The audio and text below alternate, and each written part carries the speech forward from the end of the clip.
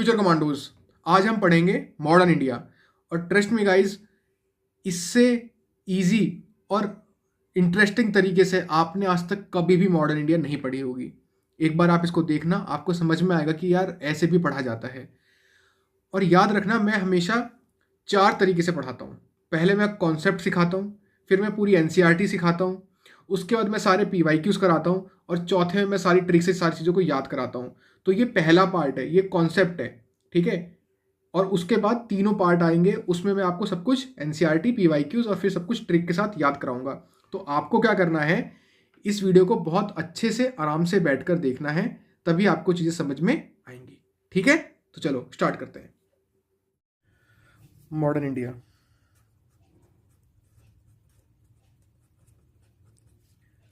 Modern India की story क्या है? जैसे medieval India is the story of third urbanisation. तो आपके दिमाग में थर्ड अर्बनाइजेशन घूम रहा होगा कि थर्ड अर्बनाइजेशन होना है तो राजा ऐसा होना चाहिए, कंडीशन ये है, फाइनेंशियल क्राइसिस है तो वो उसको अर्बनाइजेशन कैसे करेगा, सब आपने अभी तक ये समझा। अब मॉडर्न इंडिया देखो, आपको मेरा पढ़ाने का तरीका समझ में आ गया होगा कि मैं किस तरीके से पढ़ाता हूँ। तो ये तो आपको साफ साफ पता है कि सबसे बड़ी चीज़ है कॉन्सेप्ट क्लियर होना। कॉन्सेप्ट क्लियर है तो चीज़ें अपने आप क्लियर हो जाएंगी। आपने मेरे से मिडिल इंडिया पढ़ लिया ना, अब आप चाहे ना, अगर आप एमए की मिडिवल इंडिया की किताब भी पढ़ोगे ना तो आपको समझ में आएगी। आप पीएचडी करोगे ना मिडिवल इंडिया में तो आपको समझ में आएगी। अब आप कुछ भी कर सकते हो हिस्ट्री, मतलब आप बीए ऑनर्स करो हिस्ट्री, एमए हिस्ट्री ऑनर्स, आप मतलब एमए हिस्ट्री करो, या आप पीएच या जब आप पीएचडी करोगे तब भी आपको जो मैंने कॉन्सेप्ट दिया है ना, अगर आपके दिमाग में ये है ना, तो कभी आपको कभी भी डाउट नहीं होगा। क्योंकि आपको उस टाइम राजा की एक बैकवर्ड कंडीशंस पता है और वो क्या बनना चाहता है वो आपको पता है, तो स्टोरी अपने आप बनती जाती है। सेम कंडीशन मॉडर्न इंडिया में है। मॉडर्न इंडिया क्या स्टोरी है, जो कॉन्सेप्ट जो आपको पूरे टाइम पे याद रखना है। Modern India is the story of how a country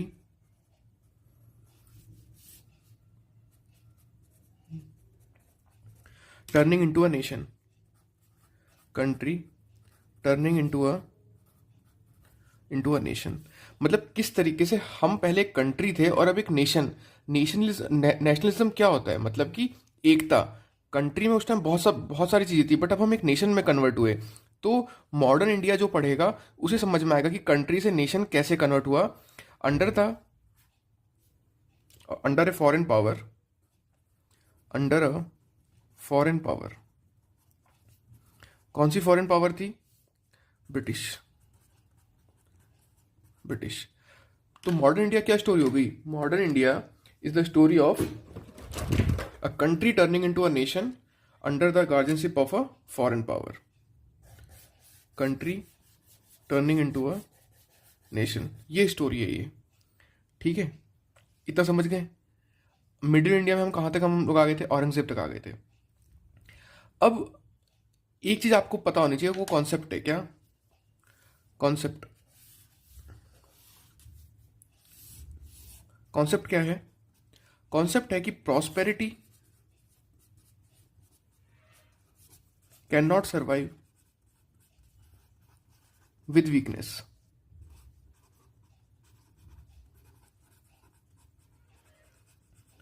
अगर आप प्रॉस्पर हो, बहुत पैसा है आपके पास, बट आप कमजोर हो, तो वो आप सर्वाइव नहीं कर सकते उस पैसे के साथ। सेम चीज यहां पर हुआ। क्या हुआ?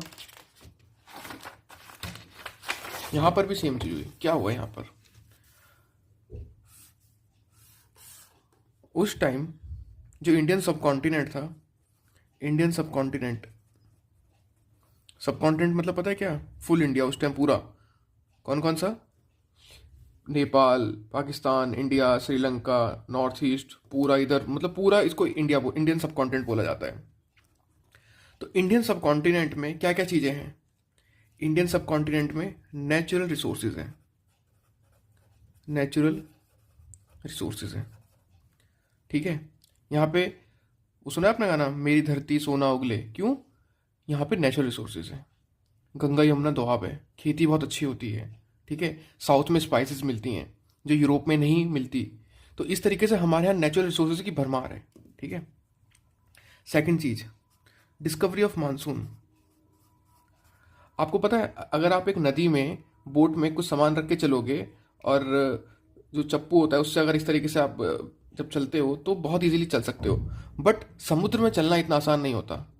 तो जब मानसून की डिस्कवरी हुई तो मानसून में जो जून के टाइम ईस्ट की तरफ विंड बहती थी। ईस्ट की तरफ देखो, जैसे ये है, ये इंडिया हो गया, ठीक है, और उसके बाद यहाँ पे ये आपका साउथ अफ्रीका हो गया, ये आपका यूरोप हो गया, ठीक है, ये चाइना, ठीक है, ये नॉर्थ अमेरिका और ये साउथ अमेरिका, ठीक है। तो जब विंड बहती थी जून में इस तरफ, विंड जून में इस तरफ बह रही है, तो जो समुद्र के अंदर जो शिप होती थी, सॉरी, जो जो समुद्र के अंदर जो शिप होती थी, उस शिप में बैठ के सामान लोड करके ये लोग जून में इस तरफ आते थे। क्यों? क्योंकि मानसून की हवा चल रही है। और जब रिट्रीटिंग मानसून होता था तो ये वापस चले जाते थे। तो मानसून की डिस्कवरी से इन्हें आने जाने का रास्ता मिल गया, ठीक है। तो मानसून की डिस्कवरी से क्या हुआ? सी ट्रेड इंक्रीज हो गई, सी ट्रेड इंक्रीज हो गई, ठीक है। नेक्स्ट चीज है balance of payment. Balance of payment क्या है? हम जो इंपोर्ट करते थे, मैक्सिमम एक्सपोर्ट करते थे हम लोग और मिनिमम इंपोर्ट करते थे। मतलब हम क्या मंगाते थे? हम सिर्फ दो ही चीज मंगाते थे, लिकर और हॉर्सेस। हॉर्सेस भी किसके लिए चाहिए? जो आर्मी है उन लोगों के लिए, और लिकर का भी सब्स्टिट्यूट है हमारे पास। तो हम बहुत मिनिमम इंपोर्ट करते थे, बट हम एक्सपोर्ट बहुत करते थे, ठीक है, मैक्सिमम एक्सपोर्ट करते थे।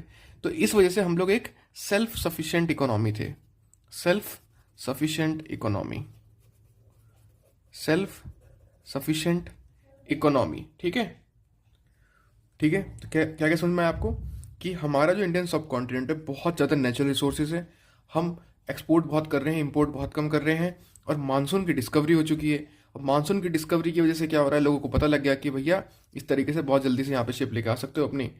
तो इतना लोगों को समझ में आ गया। अब इंडियन सब कॉन्टिनेंट ये तो हो गया हमारी जो कंडीशंस हैं, बट हमारे यहाँ पे चल क्या रहा है? यहाँ पे क्या चल रहा था? यहाँ पे रिवोल्ट्स चल रहे हैं, आपस में लड़ रहे हैं सब, ठीक है।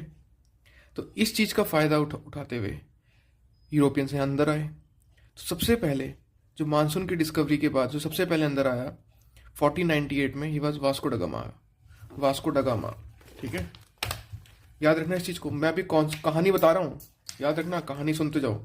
तो 1498 में वास्को ड गामा आया, वास्को ड गामा, ठीक है, यूरोपियन। तो मतलब 15th सेंचुरी से ये लोग आना शुरू हो गए। कब से? 15th सेंचुरी से। तो क्या हुआ? तो इसमें जब वास्को ड गामा आया तो और भी यूरोपियंस को पता लगा, तो और भी जो यूरोपियंस कौन कौन आए, और भी यूरोपियंस आना शुरू हो गए। ये तो पोर्तुगीज हो गया, फिर और भी आए, डच भी आए, इंग्लिश भी आए और फ्रेंच भी आए। तो ये लोग क्यों आ रहे थे? क्या कारण था इनका? इनका मेन कारण था trade and commerce, trade and commerce करने। बट ये पॉलिटिकल डोमिनेंसी भी चाहते थे वहां पर। हमारे यहाँ पे ये लोग पॉलिटिकल डोमिनेंसी भी चाहते थे। क्यों? मैंने आपको पहले भी कॉन्सेप्ट बताया है। क्या कॉन्सेप्ट है? कि polity is the guardian of economy, guardian of economy. मतलब कि अगर पॉलिटी अच्छी होगी तो इकोनॉमी अपने आप अच्छी होगी, ठीक है। क्योंकि पॉलिटी को कौन गार्ड कर रहे हैं? इकोनॉमी। मतलब इकोनॉमी को कौन गार्ड कर रहा है? पॉलिटी, ठीक है। Who is the guardian of economy? Polity is the guardian of economy. तो मैंने आपको एक साइकिल बताई थी पहले, क्या? इकोनॉमी अच्छी होगी,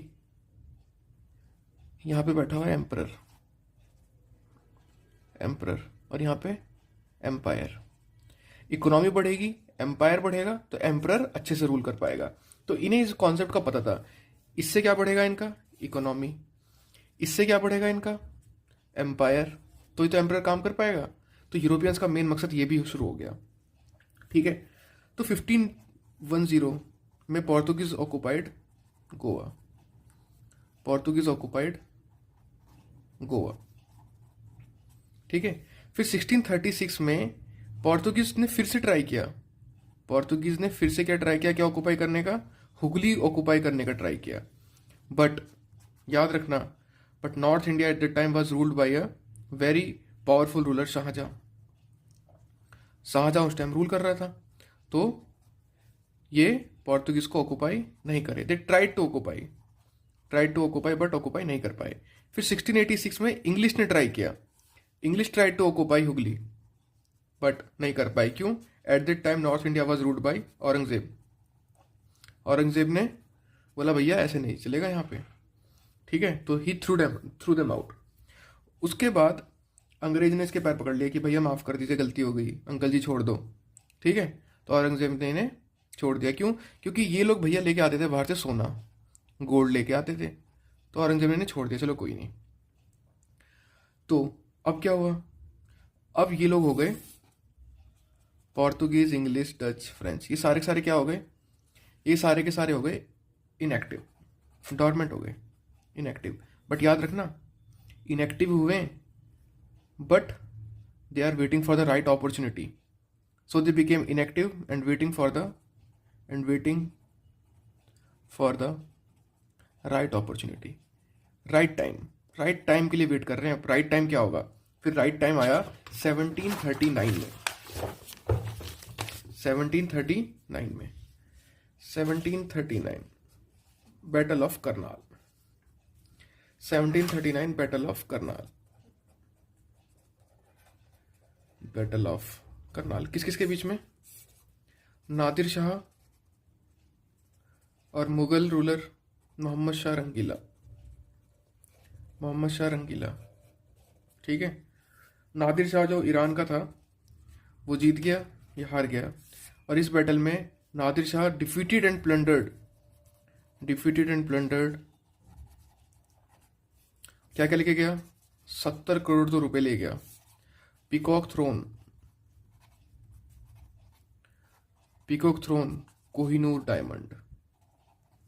कोहिनूर डायमंड लेके चला गया। So now this was the clear message to Europeans. क्या मैसेज चला गया? बैटल ऑफ करनाल से क्या मैसेज गया? बताओ, खुद सोच के बताओ, क्या मैसेज गया होगा? क्या मैसेज गया? इससे मैसेज गया that boss of the Mughal empire is not efficient now. अब एफिशिएंट नहीं है ये, ठीक है। पता लग गया इन्हें कि जब ये ईरान का बंदा आके ऐसे करके चला गया, तो अब इन्हें मैसेज चला गया कि भैया इस बॉस के बस की, जो यहाँ बॉस है वो कुछ नहीं कर सकता। Then major power became again active. Europeans power became active again, फिर से एक्टिव हो गए। कौन कौन? पोर्तुगीज, डच, ब्रिटिश और फ्रेंच, ठीक है। ब्रिटिश ने क्या करा? पोर्तुगीज के साथ मैरिज अलायंस कर लिया। मैरिज अलायंस कर लिया, तो पोर्तुगीज रेस से बाहर हो गए। डच के साथ स्ट्रेटेजिक अलायंस कर लिया, डच बाहर हो गए। अब बचा फ्रेंच। दो ही कंटेंडर बचे, but who will be the real boss of India? This will be decided by the Carnatic Wars, ठीक है। This will be decided by the Carnatic Wars. तो अब हम क्या करेंगे, ये मैंने आपको कर्नाटिक वॉर्स तक की एक स्टोरी बता दी है, ये स्टोरी 1 है, ठीक है, जो आपको समझनी है। इसके बाद मैं आपको क्या करूंगा, मैं आपको थोड़ा पोर्तुगीज के बारे में पढ़ाऊंगा, डच के बारे में, ब्रिटिश के बारे में, कि कौन पहले आया कौन बाद में आया, क्योंकि इस टाइप के क्वेश्चंस भी आते हैं। बट ये स्टोरी यहाँ तक क्लियर होनी चाहिए। क्यों? फिर जब मैं कर्नाटिक वार्स को स्टार्ट करूंगा तो आपके दिमाग में ये नहीं आना चाहिए एकदम से कहाँ से स्टार्ट हो गए। ये स्टार्ट हुए because now there is a question of who will be the real boss of India, तो इसलिए कर्नाटिक वार स्टार्ट हुए। आपको सर से सब कुछ समझ में आ गया? ठीक है। तो अब हम क्या करेंगे, अब हम पहले थोड़ा पोर्तुगीज के बारे में पढ़ते हैं, ठीक है। चलिए, यूरोपियंस क्या हो रहा था भाई यूरोप में? एक तो यूरोप में हो रहा था रिनाइसेंस। रिनाइसेंस का मतलब क्या होता है? रीअवेकनिंग, मतलब रीबर्थ, इसको बोलते हैं। कल्चरल मूवमेंट हो रहा था, एक cultural movement in 16th century. 16th century में हो रहा था कल्चरल मूवमेंट, रिनाइसेंस बोलते हैं। इटली में स्टार्ट हुआ था ये और यूरोप में फैला। इसने क्या क्या चीज़ को इन्फ्लुएंस किया? लिटरेचर को, फिलॉसफी को, पॉलिटी को, आर्ट को, म्यूज़िक को, रिलीजन को, साइंस को, सब कुछ इससे इम्प्रूव होने लगा रिनाइसेंस की वजह से। इसका एक नाम और है जिसको हिंदी में आप बोल सकते हो पुनर्जागरण काल। मैं कॉन्सेप्ट बिल्ड कर रहा हूँ, कॉन्सेप्ट बिल्डिंग पे मैं विश्वास रखता हूँ, चीज़ें अपने आप समझ में आ जाएंगी सारी। और क्या क्या हुआ रिनाइसेंस के साथ साथ, एक चीज़ और हुई, क्या, एनलाइटमेंट। एनलाइटमेंट एनलाइटमेंट का ऑब्जेक्टिव क्या था? To reform old social ideas, to reform old social ideas. तो आपको कहीं लग रहा है कि हाँ यार, यूरोपियंस जो थे यूरोप में, मतलब एक तो रिनाइसेंस और एनलाइटमेंट, मतलब कुछ चीज़ें सारी इंप्रूव हो रही थी, मॉडर्न चीज़ें हो रही थी। इन दोनों की वजह से यहाँ पर हुआ इंडस्ट्रियल डेवलपमेंट, उससे आया इंडस्ट्रियल रिवॉल्यूशन। इंडस्ट्रियल रिवॉल्यूशन, औद्योगिक क्रांति, ठीक है। तो अलग अलग इंडस्ट्रीज बनने लगी। जब इंडस्ट्रियल रिवॉल्यूशन आएगा तो नॉर्मल सी बात है, किस चीज़ की डिमांड बढ़ेगी? लग्जरी गुड्स की डिमांड बढ़ेगी, स्पाइसेस की डिमांड्स बढ़ेगी। तो उसके लिए क्या करना पड़ेगा? इन्हें ट्रेड करना पड़ेगा। इंडस्ट्रियल रिवॉल्यूशन से और क्या फ़ायदा हुआ? Ship advancement in ship building, advancement in ship building, ship बढ़िया बढ़िया शिप बनने लग गई, शिप बिल्डिंग।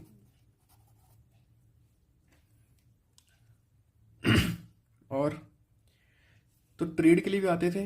इतना समझ गए, ये कॉन्सेप्ट समझ गए आप पूरा कि यूरोप में क्या चल रहा था?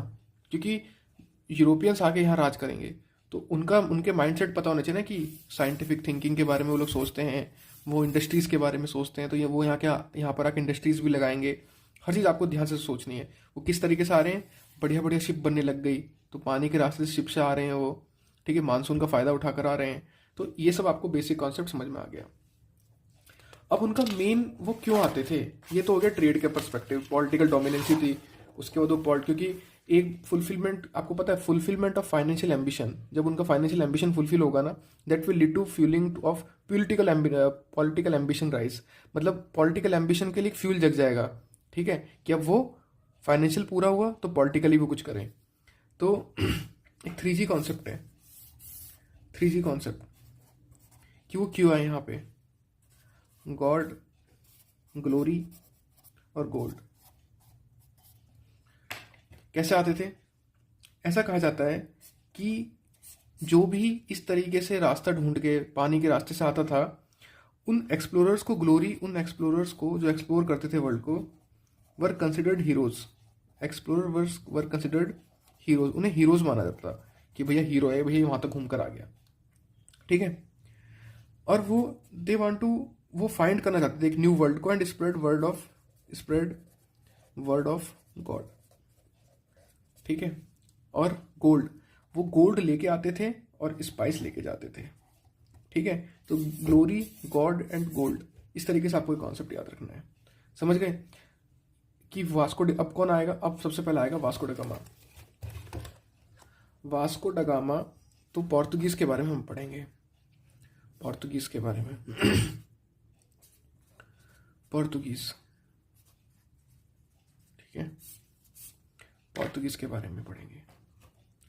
आपको पता है सबसे पहले कौन आया? अगर आपसे कोई एग्जाम में ये पूछ ले कि ऑर्डर ऑफ अराइवल बताओ, order of arrival, order of arrival, पहले कौन आया? इसका याद करने का तरीका है, सबसे पहले आया पोर्तुगीज, पोर्तुगीज के बाद आए डच, डच के बाद इंग्लिश, इंग्लिश के बाद डेन, और डेन के बाद फ्रेंच, ठीक है। तो कैसे याद करोगे साहब? देखो, डी हमेशा इवन नंबर पे आ रहा है, तो P D, E D, F, ठीक है, पी डी, ई डी। ये सब ब्रिटिश बोलो, इंग्लिश की तरह ब्रिटिश बोलोगे ना तो और अच्छी बन जाएगी वो। P D B D, P D B D और F, P D B D F, ठीक है। इस तरीके से याद कर सकते हो, ठीक है ना। Portuguese were the first to break the monopoly of Arabs regarding trade with Asia, trade with Asia. पहले एशिया में ये लोग, अरब के लोग ट्रेड करते थे, तो पोर्तुगीज के लिए मैं क्या सिंबल बनाऊंगा, पी के ऊपर ऐसे गोला बना दूंगा, ठीक है। Portuguese were first to break monopoly of, पहले सिर्फ अरब की मोनोपोली चलती थी, monopoly of Arabs regarding trade with Asia, ठीक है। तो पहले कौन आया, सबसे पहले आया Vasco da Gama, Vasco da Gama. कहाँ पे आया ये, कहाँ पर आया, ये आया कैलिकट, कैलिकट में आया। इसका वेलकम किसने किया, वेलकम्ड बाय जैमोरिन, कैलिकट का रूलर था जैमोरिन, ठीक है।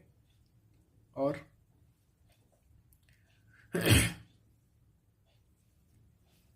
मगर ये ज़्यादा टाइम तक ट्रेड नहीं कर पाया, वास्को ड गामा जब 1498 में आया, ये ज़्यादा टाइम तक ट्रेड नहीं कर पाया। रीज़न क्या था कि ये पुअर क्वालिटी के गिफ्ट देता था, पुअर क्वालिटी के गिफ्ट देता था, किसको, जैमोरिन को। और अरब के लोगों ने ये बताया कि ये ना एक पायरेट है, क्या है, पायरेट। अरब के लोगों ने कहा कि वास्को डी गामा क्या है, एक पायरेट है, ये कोई रॉयल एम्बेसडर नहीं है, ठीक है, ये एक पायरेट है। तो जैमोरिन के दिमाग में ये वाली बातें आ गई, ठीक है। पायरेट का मतलब क्या होता है, समुद्री डाकू। तो इस वजह से ज़्यादा टाइम तक यहाँ पे ट्रेड नहीं कर पाया, लॉन्ग टर्म ट्रेड नहीं कर पाया। उसके बाद कौन आता है कैलिकट, पता है कहाँ है आपको, मैप भी चलो मैं आपको साथ साथ बता के चलता हूँ। आप एक इंडिया का मैप बनाओ, एक वाइट पेज पे बनाता हूँ मैं आपके लिए मैप, वो आपको अपने पास रखना है मैप, ठीक है।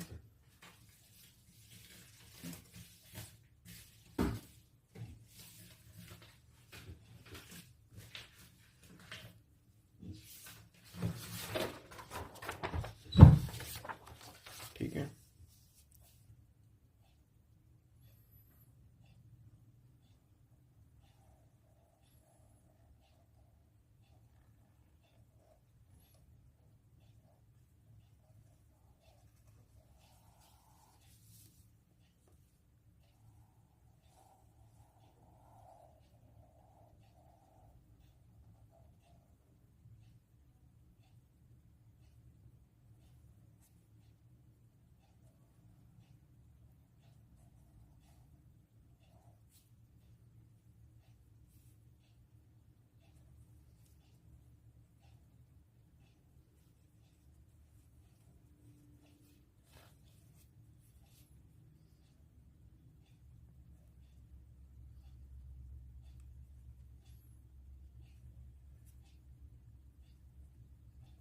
ठीक है, इंडिया का मैप है,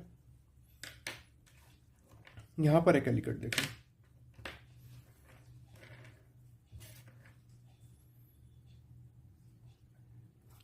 कैलिकट, ठीक है।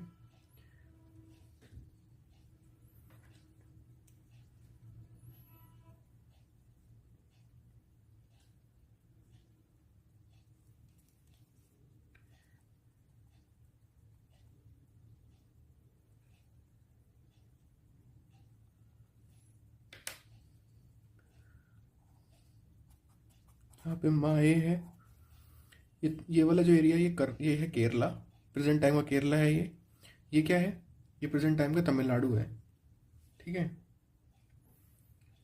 यहाँ पे पुडुचेरी है,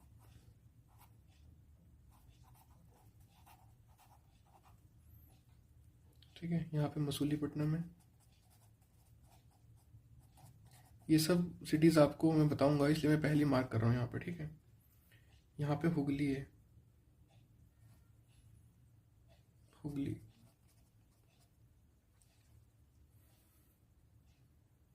यहाँ पर गोवा है, ये सूरत है यहाँ पे, ठीक है ना। तो ये आप लोग मैप बना के रखना अपने पास, क्योंकि जब भी मैं बात करूँगा तो वास्को ड गामा कहाँ आया, कैलिकट यहाँ पे आया, ठीक है। अब उसके बाद क्या होता है, तो जब ये लोग आने लगे तो उसके बाद एक पेड्रो कैब्रल भी आया, ठीक है, पेड्रो कैब्रल इसका बाद कौन आया? Pedro Cabral.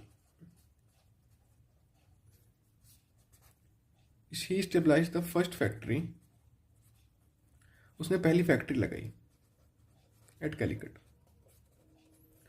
Calicut first in Asia, Asia में पहली बार कोई फैक्ट्री लगाई थी, ठीक है। किसने पहली बार फैक्ट्री लगी एशिया में? पेड्रो कैब्रल के द्वारा, ठीक है। उसके बाद जब ये लोग आने लगे, आपको पता है सबसे बड़ी चीज़ होती है कि कॉन्क्वेस्ट तो कोई भी कर लेता है आके, बट मेन चीज़ होती है कंसोलिडेशन करना। तो कंसोलिडेशन करा,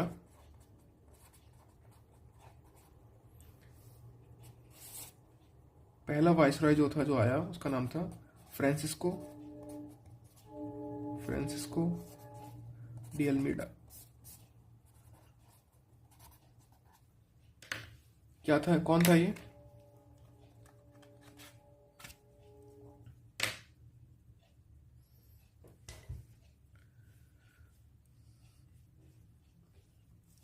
फ्रांसिस्को डी अल्मीडा, ठीक है।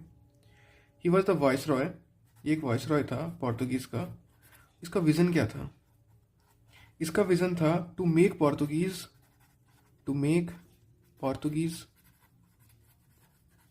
Master of Indian Ocean. Indian Ocean का मास्टर बनाना है। किसको? पोर्तुगीज को। तो इसने एक पॉलिसी अपनाई, by which policy? By blue water policy.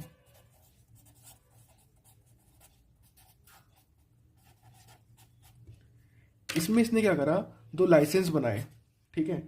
To consolidate the trade, उसने 2 लाइसेंस बनाए। एक का नाम था कार्टेज सिस्टम और एक का नाम था फेडराइज सिस्टम। ये क्या था? जैसे टोल टैक्स होता है ना आज की डेट में, जैसे टोल टैक्स है, ये उस टाइम का टोल टैक्स था जो एक शिप को देना पड़ता था जब वो एक अरबियन सी से पास होती। जैसे ही अरबियन सी से पास होगी, रास्ते में ये लोग खड़े रहेंगे और टोल टैक्स लेंगे, ये टोल टैक्स लेंगे, ठीक है। और ये फेडराइज सिस्टम क्या था? ये एंट्री टैक्स था। क्या था? Entry tax. किसी भी पोर्ट पे जो एंट्री होगी ना, समझो ये इंडिया है, तो यहाँ से आप आ रहे हो तो बीच में आपको देना पड़ेगा कार्टोजे टैक्स, ठीक है, टोल टैक्स। उसका जब आप पोर्ट में एंट्री करोगे तो आपको एंट्री टैक्स देना होगा, फेडराइज टैक्स, एंट्री टैक्स था ये, ठीक है, समझ गए। तो ये किसने करा? फ्रांसिस्को डी अल्मीडा ने, अल्मीडा, ठीक है। और क्या किया इसने? अब देखो, क्योंकि अब सारे यूरोपियंस चाहेंगे कि यहाँ पे इंडिया पे आके कब्जा करें, तो ये अपने अलग अलग नियम निकालेंगे, अपने अलग अलग चीज़ों के बारे में सोचेंगे, ठीक है। उसके बाद देखो 15, उसके बाद एक बंदा आया, उसका नाम था, आप फर्स्ट वाइसरॉय तो समझ गए कौन थे? Francisco de Almeida. उसके बाद सेकंड अल्फांसो डी अल्बुकुर्की, जिसकी स्पेलिंग में ऐसे लिख दो, समझ जाना, वो स्पेलिंग अपने आप लिख लिया करो, अल्फांसो डी अल्बुकुर्की। नाम तो चलो सही है, अफांसो है ये, अफांसो डी अल्बुकुर्की, ठीक है। He was a real founder of Portuguese empire. Portuguese empire का इंडिया में रियल फाउंडर इसी को माना जाता है, ठीक है। He defeated Zamorin and made treaty to protect the Portuguese interest in Malabar. इसने जैमोरिन को हराया और 1510 में बैटल ऑफ गोवा में ही captured Goa by defeating sultan of Bijapur के सुल्तान को हरा के, ठीक है, आदिल शाह को हरा के इसने कैप्चर कर लिया, ठीक है। चलता रहा ये सब मामला, यहाँ पे कोई दिक्कत नहीं, चलता रहा, ठीक है।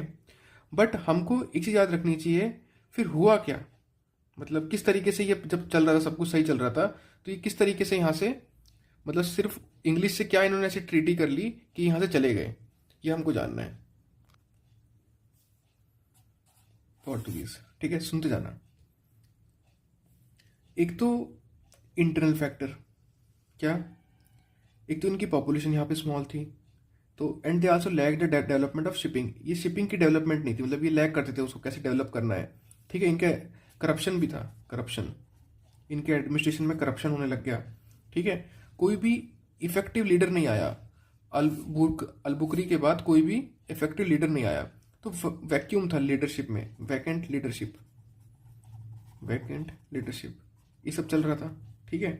Rift between Portuguese and Mughal, rift between Portuguese and Mughals.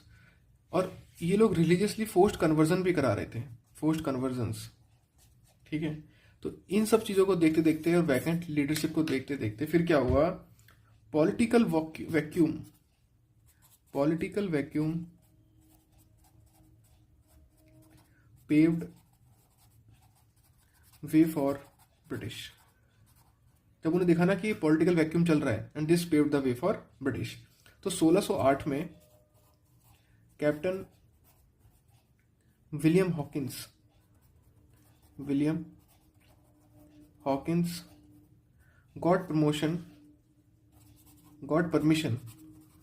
got permission from Mughals to stabilize company in Surat, ठीक है। इससे क्या हुआ, अब सूरत में पहले से किसकी फैक्ट्री थी, पोर्तुगीज की। इट ऑफेंडेड, अब कौन ऑफेंड हो जाएगा, it offended the Portuguese, which led to the battle of Swally. तो इसमें ब्रिटिश जीत गए और पोर्तुगीज हार गए। उससे क्या हुआ, जब ये लोग बैटल ऑफ सोवेले हार गए पोर्तुगीज, दिस लेड टू या this broke monopoly of Portuguese, ठीक है। Therefore end of Portuguese power and they were confined only to, कहाँ तक रह गई बस वो, confined only to Diu, Daman and Goa, ठीक है। And went for marriage alliance, शादी का समझौता कर लिया इन्होंने, शादी हो गई, marriage alliance with Charles II, British का एक था बंदा, इसका नाम था Charles II, and gone out of race, and Portuguese gone out of race by giving Bombay to English in 1662, ठीक है। 1662 में शादी हुआ और अंग्रेजों को पोर्तुगीज ने बॉम्बे दे दिया और एज ए गिफ्ट दे दिया, और फिर क्या हुआ, पोर्तुगीज रेस से बाहर हो गए। तो पोर्तुगीज बाहर हो गए, ठीक है। अब आगे देखते हैं हम डच के बारे में।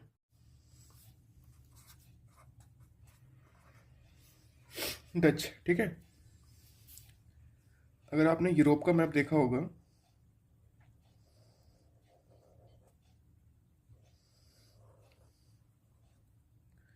तो ये तो हो गया यूके, ठीक है।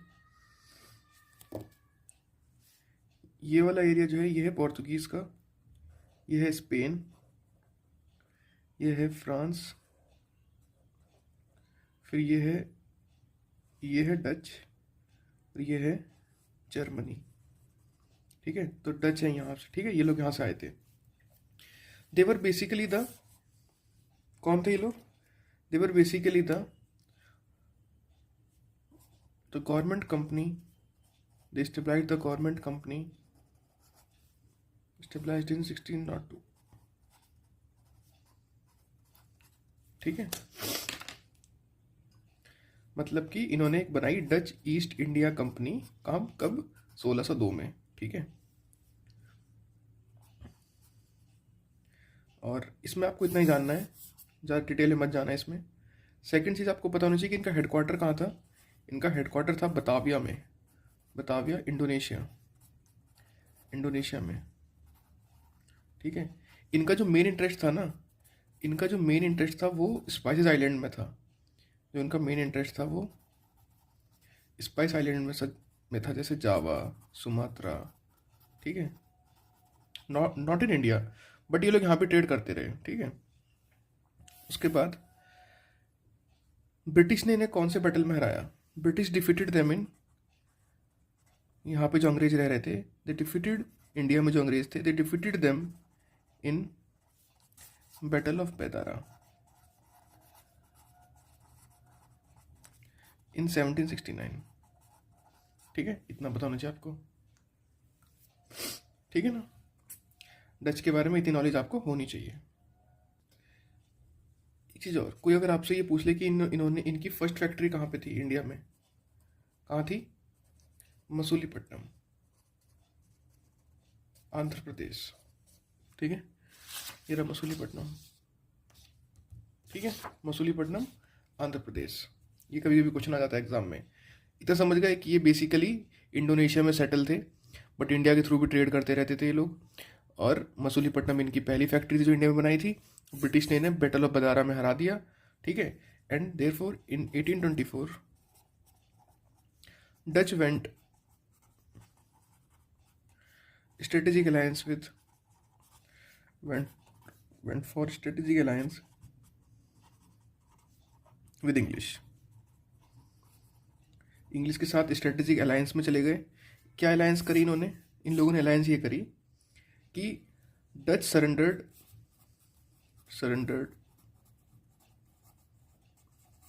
It's all factories in India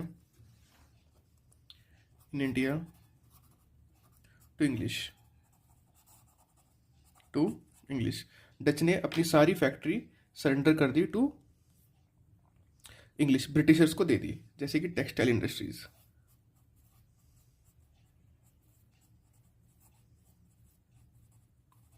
और इंग्लैंड वालों ने क्या दे दिया?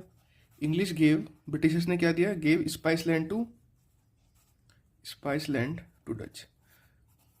मतलब जो स्पाइस लैंड था, जैसे ये इंडिया है, तो यहाँ पे स्पाइस लैंड है, ये वाला जो एरिया है, इंडोनेशिया, जावा, सुमात्रा वाला, ये इन्होंने कहा, ब्रिटिशर्स ने कहा कि हम यहाँ करेंगे रूल, तुम यहाँ कर लो।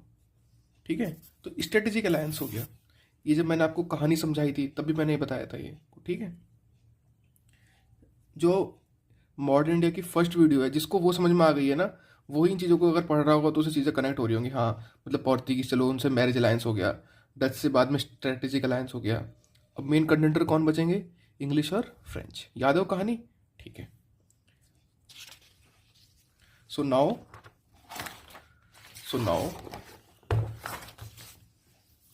अब क्या हुआ? सो नाउ डच और इंग्लिश।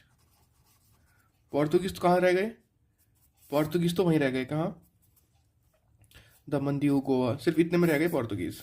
डच ने क्या किया? Dutch confined to Indonesia, Java, Sumatra. ठीक है, and English confined to India and Sri Lanka. ठीक है, सबकी बाउंड्री कन्फाइन हो गई। कोई डाउट नहीं है ना यहाँ तक? पक्का? तो ये हो गया डच के बारे में। ठीक है, और बीच में ना इंग्लिश के बाद डेन्स भी आए थे। तो इंग्लिश और फ्रेंच तो हम पढ़ेंगे बट आपको डेन्स के बारे में पता भी होना चाहिए, मतलब पता होना चाहिए। डेन्स क्या है? ये डेनमार्क, ये लोग भी आए थे। इनकी ओनली मेजर जो सेटलमेंट है इंडिया में वो थी यहाँ पे, ट्रांसक्वेबर, तमिलनाडु में है ये जगह। Only major settlement in India में ओनली मेजर सेटलमेंट यही है, डेन्स का। ठीक है, पक्का समझ गए ना? इतना कोई डाउट नहीं है? तो अब हम नेक्स्ट पढ़ते हैं इंग्लिश के बारे में। ठीक है ना, चलो स्टार्ट करते हैं। इंग्लिश। ठीक है, क्या पता होना चाहिए? देखो, ये जो टॉपिक्स है ना, पोर्तुगीज, इंग्लिश, फ्रेंच, ये सब टॉपिक थोड़े फैक्चुअल होंगे, क्योंकि यहाँ कहानी नहीं है। ये बस आते थे और बसने की सोचते थे, बस यही कहानी है। और कौन इनको रहने दे रहा है, कौन इनको नहीं रहने दे रहा, कौन फरमान जारी कर रहा है, बस इतना ही पता होना चाहिए। और ईयर की कौन कब आया और किसके टाइम पीरियड पे आया, इतना ही पता होना चाहिए इसमें। बट फिर भी मैं पूरी कोशिश कर रहा हूँ कि इसको भी मैं कहानी फॉर्मेट में आपको पढ़ाऊँ। देखो, सबसे पहले ब्रिटिश ईस्ट इंडिया कंपनी जो बनी वो बनी 1599 में। 1599 में कहाँ पर बनी, किसने बनाई? Bye group of merchant of London. Group of merchant of London, ठीक है। कहाँ से ये लोग, कहाँ से थे, कहाँ से बिलोंग करते थे? From aristocratic society of London. तो ये वहाँ पे कंपनी बनी 1599 में, ठीक है। इसका इमीडिएट एम क्या था इस कंपनी का? इस कंपनी का इमीडिएट एम क्या था बनने का? इस कंपनी का इमीडिएट एम ये था कि जो स्पाइसेस और पेपर की ट्रेड है ना, स्पाइसेस एंड पेपर, कहाँ पे? ईस्टर्न आर्कीपेलागो में, ईस्टर्न आर्कीपेलागो में उसका एक्विजिशन कर लेना, करना, ठीक है। Therefore on this background, in this background, on 31st December 1600 East India Company got a royal charter. East India Company got a royal charter from Queen Elizabeth first to trade with east for period of 15 year. 15 साल तक trade करने का इन्हें एक royal charter मिला, ठीक है। समझ गए इतना? कोई डाउट नहीं है, ठीक है। तो अब ये लोग जब यहाँ आते थे तो यहाँ पर ये लोग आकर कंपनी अपनी फैक्ट्री स्टेबलाइज करते थे, ठीक है ना। अब मैं आपको कुछ ब्रिटिश ट्रैवलर्स के नाम बताऊंगा जो किसके टाइम पीरियड पे आपको याद होना चाहिए, वो सीधा एग्जाम में आजकल क्वेश्चंस आते हैं, ठीक है। ब्रिटिश ट्रैवलर्स और किसके टाइम पीरियड पे आए, उस टाइम यहाँ किंग कौन था, याद रखना, बहुत इंपॉर्टेंट है ये। Ralph Fitch Monserrate, William Hawkins, ठीक है। Thomas Roe, John Surman. किस के टाइम पीरियड पे आए? ये दोनों आए अकबर के टाइम पे, फिर ये जहांगीर, ये दोनों जहांगीर के टाइम पे, ठीक है। और ये फारूक शियार के टाइम पे, ठीक है। याद रखना, बहुत इंपॉर्टेंट है, ठीक है ना, बहुत इंपॉर्टेंट, सीधा एग्जाम में आता है। याद कैसे कर सकते हो आप इसे? याद ऐसे कर सकते हो, फिच और ये क्या है? मॉन्सेराटे। कैसे याद करके बताओ? यहाँ से स्टार्ट करते हैं। हॉकिंस, रॉय, गिर। हॉकिंस के वो देखा है, वो आते हैं, कुकर आते हैं, हॉकिंस याद है? इस टाइप के कुछ कुकर, इस टाइप का नाम आता है कुछ कुकर का। वो कुकर गिर गया तो आप रोए। हॉकिंस का कुकर गिर गया तो आप रोए। हॉकिंस का कुकर गिर गया तो आप रोए। गिर, हॉकिंस, गिर और रोए, याद हो गया, ठीक है। इसमें पढ़ा रहा है शेर, मॉन शेर आटे, तो शेर कौन है? अकबर। शेर अकबर, ऐसे याद कर लो, शेर अकबर। और फिच इसको आप पिच बोलोगे तो अकबर पिच पे खेल रहे हैं, ठीक है। अकबर, फिच और शेर। और ये क्या है? सुरमान, जॉन सुरमान, फारूक सियार। देखो दोनों का जो सरनेम है एस से स्टार्ट हो रहा है, इस तरीके से स्टार्ट कर सकते हो, मतलब याद कर सकते हो, ठीक है। याद हो गया, ठीक है। अब मैं आपको बताऊंगा कि यार ये फैक्ट्री होती क्या थी। बोलते ना ये फैक्ट्री स्टेबलाइज करी, ये करी, फैक्ट्री होती क्या थी ये भी तो पता होना चाहिए। Factory is a fortified area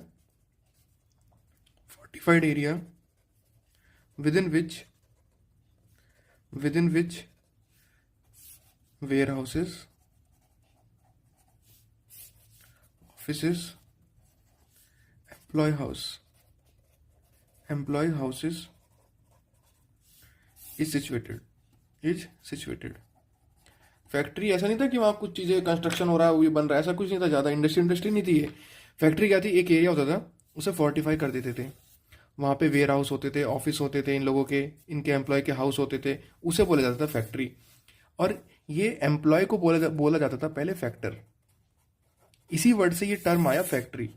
बहुत लोग कंफ्यूजन में मतलब कंफ्यूज रहते हैं इस चीज़ को लेकर कि फैक्ट्री मतलब कुछ बनने की चीज़ होगी। यार ये था वहाँ पे उस टाइम, ठीक है, कोई इंडस्ट्री या कोई कारखाना नहीं था, बस एक वेयर हाउस था, ऑफिस थे और इनके एम्प्लॉय के हाउस थे, और एम्प्लॉय को फैक्टर बोलते थे, इसलिए से फैक्ट्री बोला जाने लगा। तो अब हमको ये पता होना चाहिए कि इनकी पहली फैक्ट्री कब मतलब कहाँ बनी थी, फर्स्ट फैक्ट्री इनकी।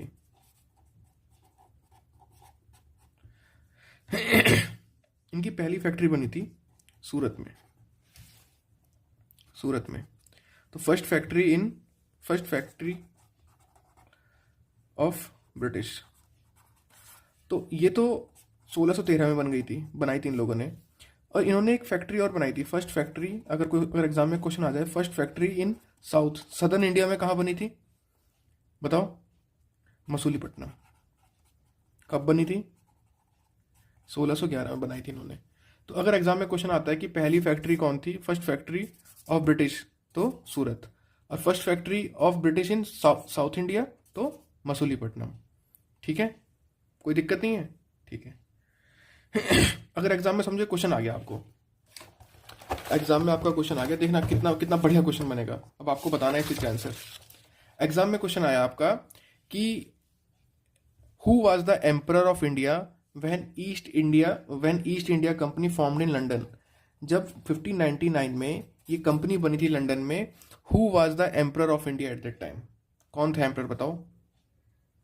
देखा, कंफ्यूज हो गए ना? यही चीज चाहिए। अब आपको क्या करना है, आपको अपने नोट्स उठा के देखने हैं भैया कौन था, कैसे पता लगेगा? ये इसलिए याद होनी चाहिए हिस्ट्री की डेट्स। कहते हैं ना हिस्ट्री की डेट्स क्यों याद होनी चाहिए? इसलिए याद होनी चाहिए। देखो, अकबर तक रेट 1556 से लेकर 1605, और ब्रिटिश ईस्ट इंडिया कंपनी कब बनी है वहां पे? 1599 में। तो कौन था उस टाइम एम्परर? उस टाइम इंडिया में एम्परर था, कौन था उस टाइम इंडिया में एम्परर? अकबर। याद रखना इस चीज को, एग्जाम में सीधा क्वेश्चन आ जाता है। ठीक है। अगर एग्जाम में क्वेश्चन ये आ जाए कि who was the emperor of India when East India Company stabilized in India, जब इंडिया में स्टेबलाइज हुई तो कौन था? जहांगीर। याद रखना, दोनों क्वेश्चन अलग अलग हैं। ठीक है।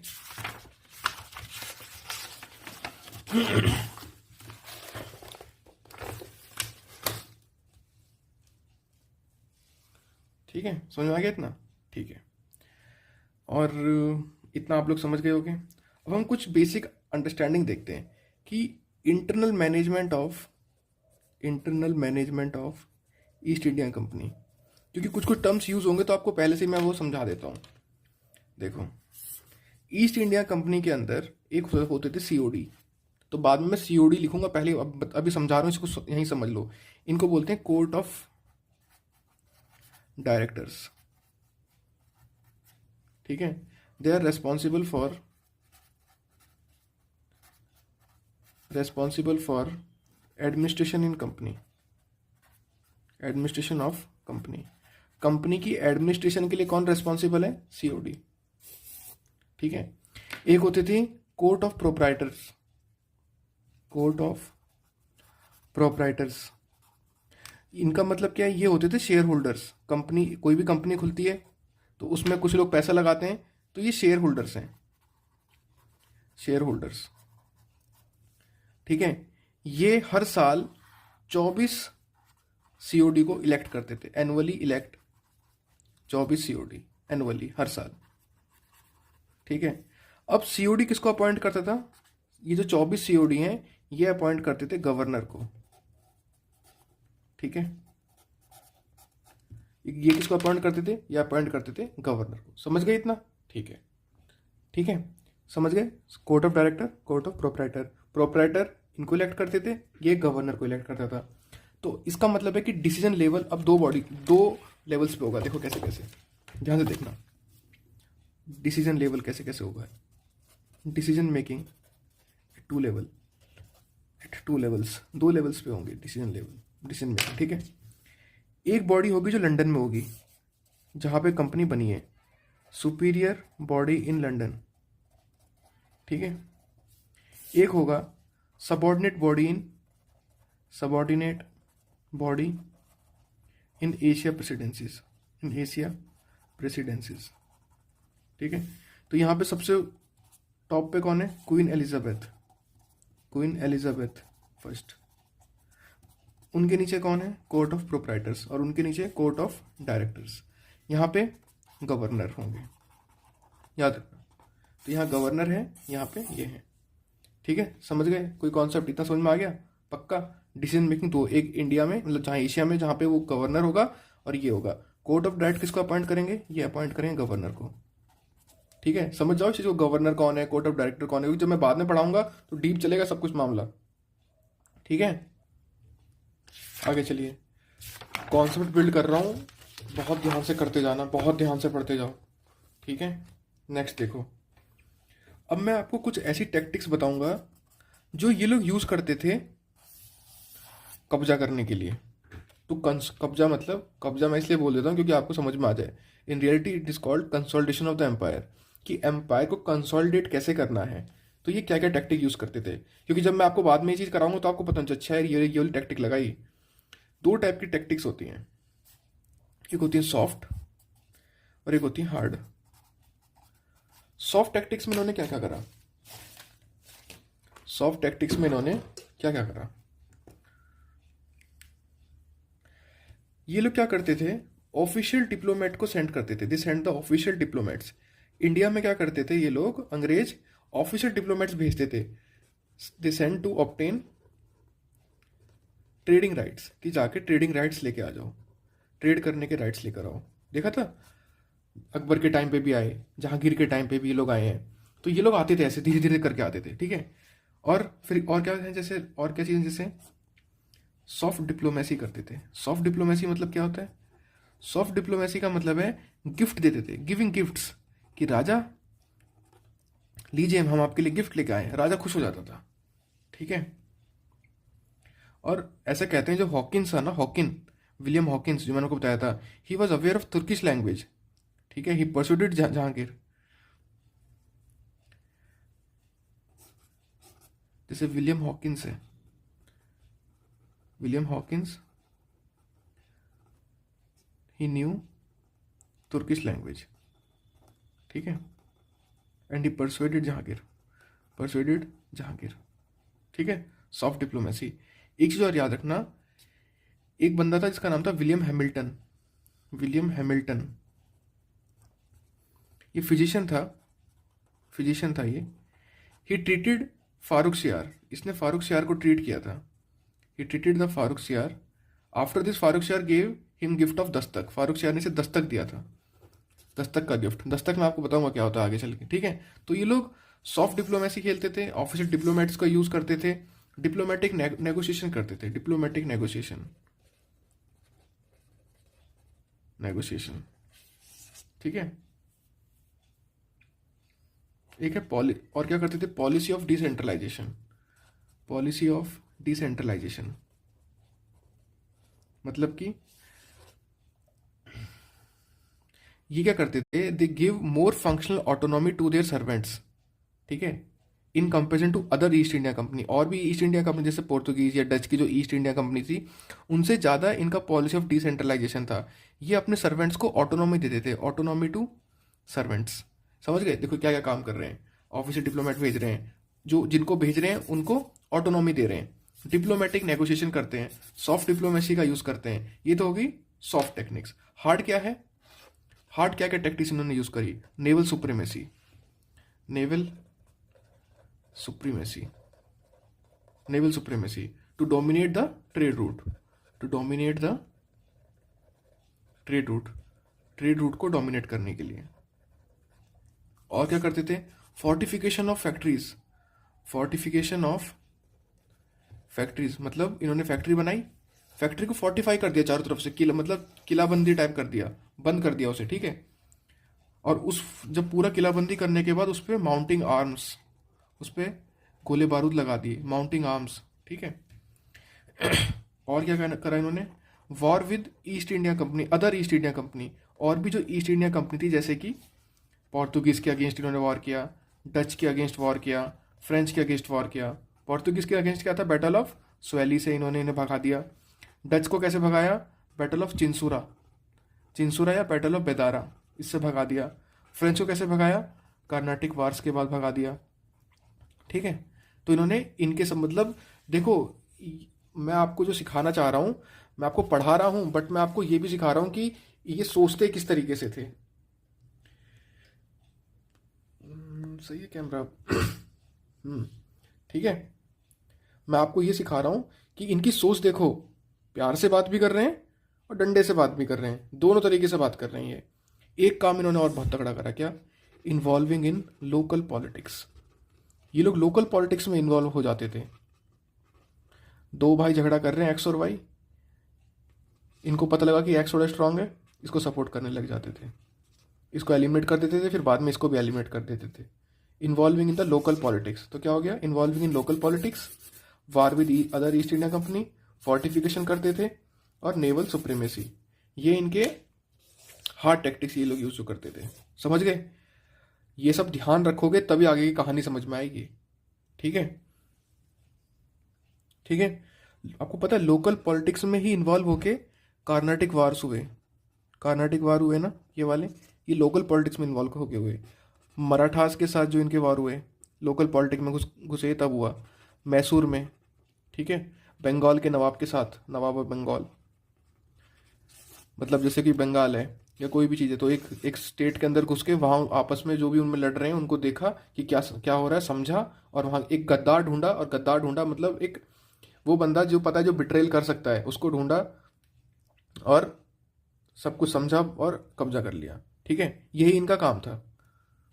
और चीज़, एक चीज़ और करते थे ये, जिसको बोलते हैं अनस्क्रूपलस प्रैक्टिसेस। जैसे मिसयूजिंग ऑफ दस्तक, दस्तक का मिसयूज करा इन्होंने। जब मैं आपको दस्तक पढ़ाऊंगा तो आपको चीज़ समझ में आएगी, मिसयूज ऑफ दस्तक। ठीक है, और क्या करा इन्होंने? चीटिंग करते थे ये लोग, चीटिंग में तो माहिर थे ये लोग। करप्शन, ठीक है, ब्राइब, ये इनमें बसा हुआ था इनके अंदर। ठीक है, ये सब चीज़ें ये लोग इन लोगों ने करी। समझ में आ गया इतना?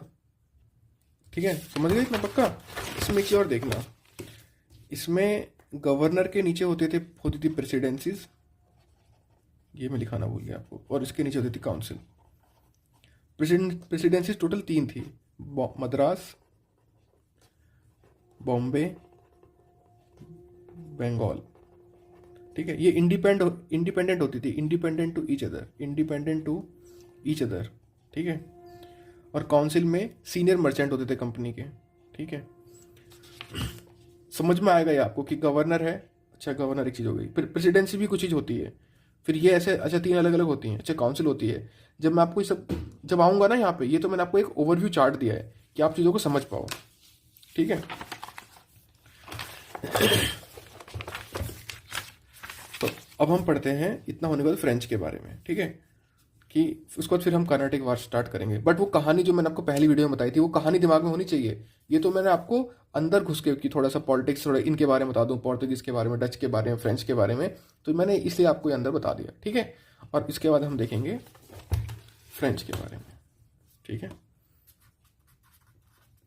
फिर हम शुरू करेंगे कार्नेटिक वार के बारे में और चीज़ों को समझते जाएंगे, कॉन्सेप्ट बिल्ड करते जाएंगे। Concept building is the foundation of great success. ठीक है, चलिए स्टार्ट करते हैं।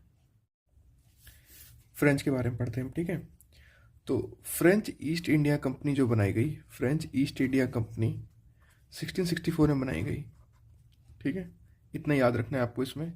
और पहली फैक्ट्री कहाँ थी? फर्स्ट फैक्ट्री थी सूरत में, ये याद रखना है, गुजरात। ठीक है, अब हम पढ़ते हैं कहानी। कहानी क्या है? कहानी यह है कि अब अंग्रेज भी भारत में अपना एक वजूद बनाना चाहते हैं और फ्रेंच भी बनाना चाहते हैं। अब होगा क्या? इस चीज़ को समझने के लिए देखो, मैं आपको पहले तो पूरी कहानी बताऊंगा। जब मैं फर्स्ट कार्नेटिक वार, सेकंड, थर्ड में पूरा पढ़ा दूंगा, उसके बाद मैं एक चार्ट बना दूंगा आपको, तो आपको वो चार्ट याद रखना है। जो बच्चे चाहते हैं कि कहानी भी लिखनी है वो कहानी भी लिख सकते हैं, और जो बच्चे चाहते हैं कि एट लास्ट बस रिविजन करने के लिए चार्ट तैयार होना चाहिए, वो आप चार्ट ही बना सकते हो। ठीक है, देखो ये सदर्न इंडिया है। ठीक है, सदर्न इंडिया में जो ये वाला पार्ट है इसे बोलते हैं कर्नाटिक। क्या बोलते हैं? Karnataka. Present day Andhra Pradesh and Tamil Nadu, Karnataka. ठीक है। कर्नाटक का कैपिटल क्या था? आरकॉट। कैपिटल क्या है? आरकॉट। सेकंड चीज, कर्नाटक के फाउंडर कौन है? कर्नाटक का फाउंडर है शहदतुल्ला खान। शहदतुल्ला खान। ठीक है, इतना समझ गए? ठीक है।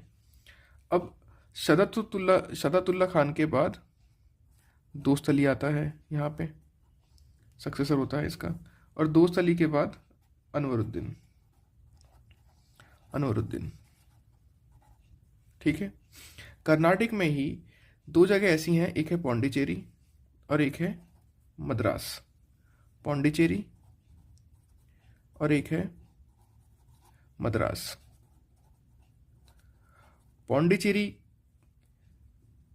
किसके अंडर है? पौंडीचेरी अंडर है French settlement. Pondicherry is French settlement. ठीक है। और Madras is English settlement. English settlement. समझ गए कहानी? इतना समझ में आ गया? कोई दिक्कत नहीं है इसमें? ठीक है। अब आपको मैं एक बैकग्राउंड बताता हूं, बहुत ध्यान से सुनना। इंग्लिश और French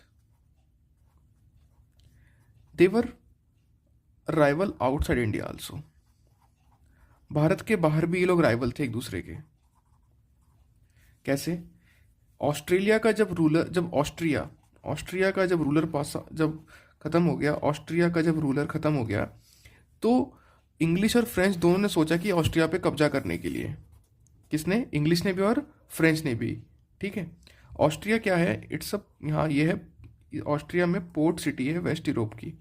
port city of west Europe की सिटी है ये। तो उन्होंने सोचा ट्रेड करने में आसानी होगी, तो सब लोगों ने क्या सोचा कि ऑस्ट्रिया पे कब्जा कर लो, इंग्लिश ने भी और फ्रेंच ने भी। तो जो फर्स्ट कार्नाटिक वॉर मैं आपको समझाऊंगा ना, याद रखना, first Carnatic war was the Indian theatre of war of Austrian succession. Austrian succession मतलब कि जो ऑस्ट्रिया में युद्ध चल रहा था उसी का एक इंडियन फॉर्म था, मतलब इंडिया में भी वहां का गुस्सा इंडिया में निकाला जा रहा था, ये मान लो। ठीक है। अब क्या हुआ देखना, बहुत ध्यान से सुनना क्या हुआ। 1745 में British navy attack a French naval fleet. British ने क्या करा? फ्रेंच के एक नेवल फ्लीट पे अटैक कर दिया। तो डुप्ले ने क्या करा? यहां पे कौन था? डुप्ले।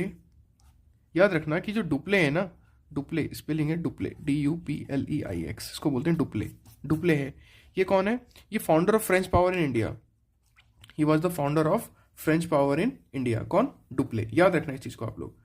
अब डुप्ले ने क्या करा? ब्रिटिशर्स पे अटैक कर दिया। कहां पे? In Madras. Dupleix attacked and captured Madras factory. Captured Madras factory. ये रही मद्रास। डुप्ले ने क्या करा? जब एक नेवल फ्लीट आ रही थी तो इंग्लिश ने, नेवल फ्लीट आ रही, ठीक है, इंग्लिश ने किस पे अटैक कर दिया? इस पे अटैक कर दिया। तो मद्रास पे क्या करा? डुप्ले ने मद्रास पर अटैक कर दिया। मद्रास पर अटैक करा तो अब एक चीज बताओ, ये तुम्हारा घर है, ठीक है, ये तुम्हारा घर है, यहाँ पे आपने 2 रूम रेंट पे दिए हुए हैं, ठीक है, एक उसमें अंग्रेज रहता है और एक फ्रेंच रहता है। ऐसी तो है कर्नाटक, ये पूरा कर्नाटक है, 2 लोग रेंट पे रह रहे हैं। अब इसने इस बंदे पे अटैक कर दिया, ठीक है। जब अटैक किया तो इंग्लिश गया इसके पास कि भैया, बोला भैया ये मार रहा है मेरे को, तो आप माली को देखो। तो कर्नाटक में कौन था? अनवरुद्दीन। अनवरुद्दीन चौड़ में आ गया। उसने बोला अच्छा, मतलब मैं मालिक हूँ यहाँ पे, मतलब आप लोग मतलब मुझे इतना अच्छा दर्जा दे रहे हो, मुझे मालिक मान रहे हो। तो ये गया फिर फ्रेंच के पास, बोला भाई किस लिए मार रहा है इसको? तो दुप्ले ने बोला ये कितना देता है तेरे को? 5,000 रुपये देता है कमरे के, मैं तेरे को 15,000 दूंगा। और भैया खुश हो गया ये अनवरुद्दीन ने सोचा चलो ये बात जो बढ़िया। तो अनवरुद्दीन ने फिर कुछ नहीं कहा इसको, तो फिर क्या करा? इंग्लिश ने इसलिए surrender and send to Pondicherry. तो इंग्लिश ने सरेंडर कर दिया, इंग्लिश ने सरेंडर कर दिया इसमें, ठीक है। कहानी सुनते जाओ, मैं आपको एग्जैक्ट सब कुछ समझाते जाऊंगा जब पूरा चार्ट बनेगा लास्ट में, बट पहले आप लोग कहानी समझते जाओ, ठीक है।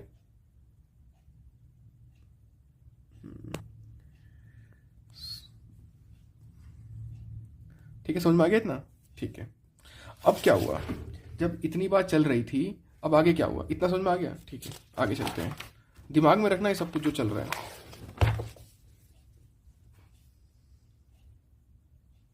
तो डुप्ले ने पैसिफाई कर लिया, डुप्ले ने किसको पैसिफाई कर दिया? पैसिफाई कर लिया अनवरुद्दीन को। क्या कहा कि मैं आपको मद्रास दे दूंगा बाय प्रोवाइडिंग मद्रास, कि मद्रास टोटल आपके अंडर रहेगा, रेंट पे देने की जरूरत नहीं, सारा पैसा अगर वहाँ 2 करोड़ कमा के वो आपको दे रहा है तो सारा आप ही रखना पैसा, वहाँ से कुछ भी ऐसा नहीं है, सब कुछ आप रखना। डुप्ले ने किसे कहा? अनवरुद्दीन को। मगर जब इंग्लिश वहाँ से निकल गए तो डुप्ले ने क्या करा? डुप्ले चालू बना। Dupleix later refused, Dupleix showed unwillingness. क्या दिखाया? अनविलिंगनेस दिखाया। कैसी? कि मैं नहीं दे रहा, unwillingness to hand over Madras. उसने कहा मद्रास को मैं ही रखूंगा, मद्रास को मैं ही रखूंगा, डुप्ले ने कहा। अब गुस्सा आ गया, किसको गुस्सा आ गया? नवाब को, अनवरुद्दीन को गुस्सा आ गया। अनवरुद्दीन ने क्या करा? Anwaruddin sent an army of 10,000 soldiers, 10,000 soldiers की आर्मी भेजी। बट आप लोग सोच भी नहीं सकते, डुप्ले के पास बस 300 सोल्जर थे और 300 ने 10,000 को हरा दिया, डिफीटेड। इसको बोलते हैं ये बैटल ऑफ अडियार या बैटल ऑफ सेंट थॉम। क्या बोलते हैं इसे? बैटल ऑफ अडियार या बोला जाता है battle of Saint Thome. Battle of Saint Thome. Message देखो यहां से क्या मिला, यहां से ये मैसेज मिला कि जो सेना है ना यहाँ की आर्मी, वो बहुत वीक है, Indian rulers are very weak. This instigated, इससे समझ में आ गया, this instigated appetite of Dupleix. इससे डुप्ले की भूख और जागी, because small French contingent has defeated a local army. Local army जो जिनको वहां की पूरा स्ट्रक्चर, जिनको ज्योग्राफी पता है, सब कुछ पता है, उनको हरा दिया 300 लोगों ने। This prepared the ground for second battle. इतना समझ में आया? तो अब मैं आपको वो चार्ट बनवा देता हूं, वो चार्ट बनाते हुए चलना, वो आपको बहुत इंपॉर्टेंट है। एंग्लो कार्नाटिक वॉर चल रहे हैं। एंग्लो कार्नाटिक वॉर का मतलब क्या है? एंग्लो कार्नाटिक वॉर का मतलब है कि अंग्रेज और फ्रेंच के बीच में वॉर, ठीक है। तो जो पहला वॉर था, ठीक है, इसमें कौन जीता? इसका रीजन क्या था? इसका रीजन था ऑस्ट्रिया। जो ऑस्ट्रिया में वॉर चल रहा था वो रीजन था, और जो इमीडिएट रीजन था, ये तो उसका रियल काउस था, रियल काउस। और इमीडिएट काउस था मद्रास, इमीडिएट काउस, ठीक है। जो मद्रास वालों ने, ये मद्रास में जो थे, उन्होंने अटैक कर दिया था नेवल फ्लीट पे, तो ये इनका मेन काउस था। ट्रीटी क्या हुई? ट्रीटी हुई एक्स ला चैपल की ट्रीटी। क्या था इस ट्रीटी में? इस ट्रीटी में ये था कि जो पहले आप लोग लिख लो, पहले पूरा क्या था ट्रीटी में, पहले इसको समझो। यहां तक समझ गए? ठीक है, बैटल ऑफ अडियार हो गया। आफ्टर इसके बाद क्या हुआ इन यूरोप में क्या चल रहा है? यूरोप में जो ऑस्ट्रिया को लेके जो वॉर था ना, ऑस्ट्रिया वॉर ऑफ सक्सेशन, वो एंड हो गया। वो सक्सेशन जो वॉर था वो एंड हो गया। तो उसके बाद एक पीस ट्रीटी साइन हुई। क्या साइन हुई? Peace treaty. पीस ट्रीटी में ये कहा गया, जिस ट्रीटी को बोला जाता है ट्रीटी ऑफ एक्स-ला-चैपल, ये पीस ट्रीटी साइन हुई। इस ट्रीटी में क्या था? Madras was return to English, Madras was return to English. इस तरीके से जो फर्स्ट कार्नाटिक वॉर है ना, first Carnatic war, this prove to be inconclusive, मतलब इनकंक्लूसिव था ये, कि जिसके पास जो था एट लास्ट वही रहा, ठीक है, क्योंकि वहां पे ट्रीटी बाहर हो गई, फॉरेन में मतलब उन्होंने आपस में ट्रीटी कर ली, तो यहाँ पे ट्रीटी माननी पड़ी। ठीक है, तो रीजन समझ में आ गया, ट्रीटी समझ में आ गई कौन सी हो गई, ये वॉर का रीजन था, ये ट्रीटी हो गई। तो रिजल्ट क्या हुआ, रिजल्ट ये हुआ कि Madras return back to English, Madras return back. यहां तक कोई डाउट नहीं है? यहां तक हमने क्या समझा? यहां तक हमने बस ये समझा कि डुप्ले ने अनवरुद्दीन के साथ मतलब अनवरुद्दीन को ये कहा कि मैं तुम्हें मद्रास दे दूंगा, और मद्रास उसने अनवरुद्दीन को नहीं दिया, तो अनवरुद्दीन ने अटैक कर दिया डुप्ले पे, तो डुप्ले ने उसे हरा दिया। कौन सा बैटल हुआ था वो? आपको बैटल भी लिख लेना चाहिए, क्योंकि मिडवे, जो इसके मिडवे में वो बैटल भी तो हुआ है, उसको बोलते हैं बैटल ऑफ अडेयार, या बैटल ऑफ अडेयार। हाँ, बैटल ऑफ अडेयार, कोई दिक्कत नहीं है, पक्का।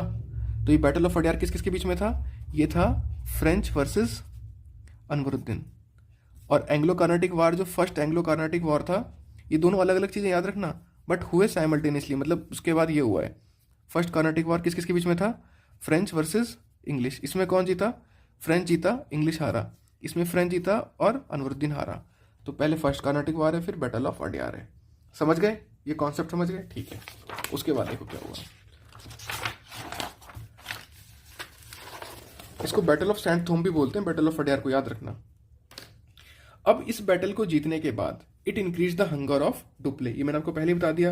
And this hunger led to hunger of Dupleix, this led to second Carnatic war. क्यों? Dupleix here started playing the game of ambition. सोच रहे हो, मतलब बंदे यार, यूरोपियंस की जो सोच थी ना उस टाइम बहुत तकड़ी थी। Dupleix started playing game of ambition. क्या करा उसने? बहुत ध्यान से एक चार्ट देखना, मैं एक चार्ट बनाऊंगा अब आपके सामने। दो लोग थे, एक था निजाम रीजन और एक था कर्नाटिक रीजन। कर्नाटिक रीजन कौन सा है? कर्नाटिक रीजन है आंध्र प्रदेश और तमिलनाडु वाला, और निजाम रीजन है हैदराबाद वाला। ठीक है, निजाम और जो, अब क्या हुआ, यहां पे दो कंटेंडर्स थे। फाउंडर कौन था इसका? वो था निजामुल मुल्क, और इसका था सादतुल्ला खान।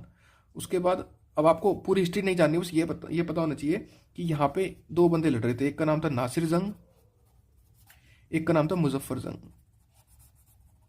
जंग।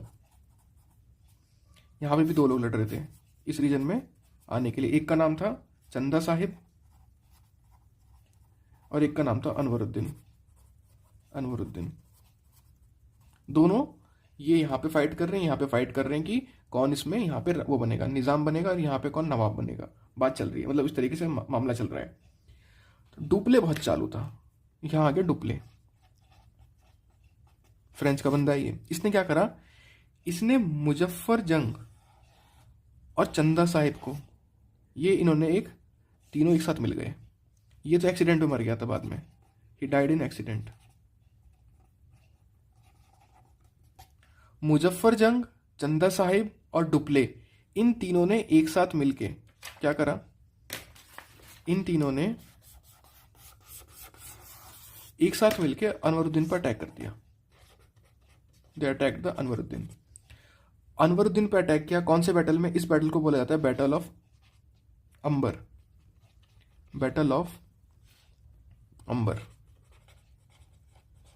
1748। इस पर अटैक कर दिया। देखते जाओ, पहले इसने क्या करा? मद्रास देने से मना कर दिया। फिर अनवरुद्दीन से इसका झगड़ा हो गया डुप्ले का, तो डुप्ले ने क्या करा? अब झगड़े में तो इसको हरा दिया, अब सोचा कि और हराए, तो इन दोनों को साथ में लिया और अनवरुद्दीन पे अटैक कर दिया। अटैक में क्या करा इसने? ये बैटल जीता इन तीनों ने और अनवरुद्दीन हार गया। तो इसने चंदा साहिब को नवाब बना दिया कर्नाटक का। इस बैटल से क्या रिजल्ट हुआ? चंदा साहिब को बना दिया नवाब ऑफ कर्नाटक। नवाब ऑफ कर्नाटक बना दिया। इससे डुप्ले को एक चीज और समझ में आ गई। पहले क्या समझ में आया था? पहले कर्नाटक वार के टाइम उसे ये समझ में आ गया था कि यहाँ के राजा कमजोर हैं और 300 लोग भी 10,000 लोगों को हरा सकते हैं, तो इससे उसकी भूख जागी। अब ये वाला कारनामा करके इसको क्या समझ में आ गया? इसको फॉर्मूला समझ में आ गया, किंग मेकर वाला फॉर्मूला। क्या? किंग मेकर, कि राजा मत बनो, राजा बनाने वाला बनो। तो here he became the king maker, कि इसने इसको राजा बना दिया, राजा, सॉरी, इसने डुप्ले ने चंदा साहिब को राजा बना दिया और इसको हटा दिया।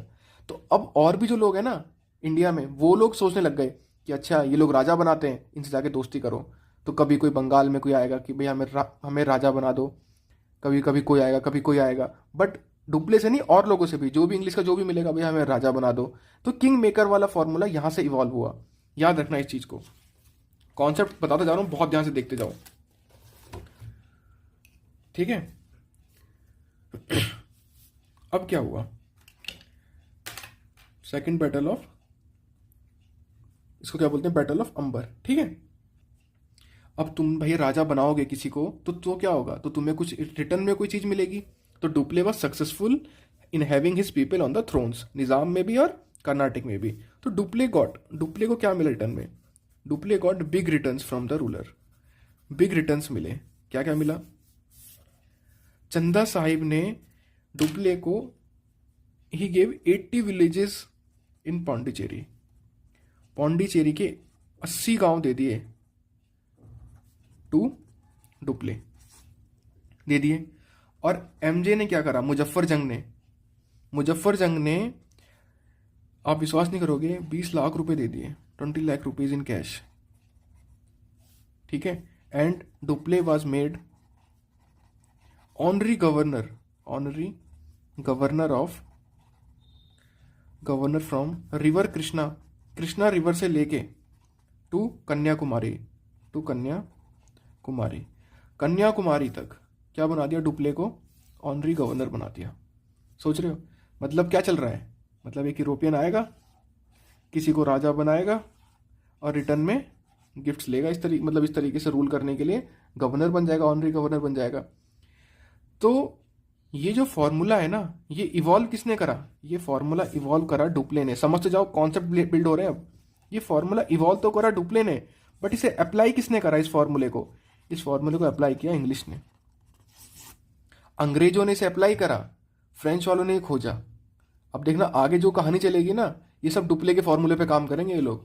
क्या समझ में आया यहां से, मतलब यहां तक आपको, कि interfere in internal affairs of India and had political and economic gains. उनकी जो इनका इंटरनल अफेयर है उसमें घुसो, उनको उसमें इंटरफेयर करो और पॉलिटिकल इकोनॉमिक गेन को पाओ। दिस फॉर्मूला किसने इवॉल्व किया? This formula was evolve by, याद रखना, was evolve by Dupleix but applied by East India Company या रॉबर्ट क्लाइव ने उसको अप्लाई किया। देखो कैसे। अब हुआ क्या, अब आपको यहाँ तक समझ में आ रहा होगा कि यार अभी तक जो मैच चल रहा है, इस मैच में फ्रेंच जीत रहा है और इंग्लिश हार रहा है। तो इंग्लिश लोगों की आपस में मीटिंग हुई। उस मीटिंग में सब बात कर रहे थे, बड़े बड़े लोग, कि यार क्या करें, किस तरीके से अब फ्रेंच को यहाँ से हटाएं। तो वहाँ एक क्लर्क खड़ा था पीछे, उस क्लर्क का नाम था रॉबर्ट क्लाइव। उसने कहा कि सर अगर आप मुझे मौका दो तो मैं कुछ बोलूँ। तो इंग्लिश की ये बहुत अच्छी बात है, क्या, इंग्लिश रेस्पेक्ट टैलेंट, कि भैया किसी बंदे के अंदर टैलेंट है तो उसको रेस्पेक्ट करो। हमारे यहाँ पे क्या चल रहा है, कास्ट, हमारे यहाँ हर चीज कास्ट के बेसिस पे हो रही है, वहां पे टैलेंट के बेसिस पे काम हो रहा है। तो इंग्लिश रेस्पेक्ट द टैलेंट। तो रॉबर्ट क्लाइव ने क्या बताया, सुनो।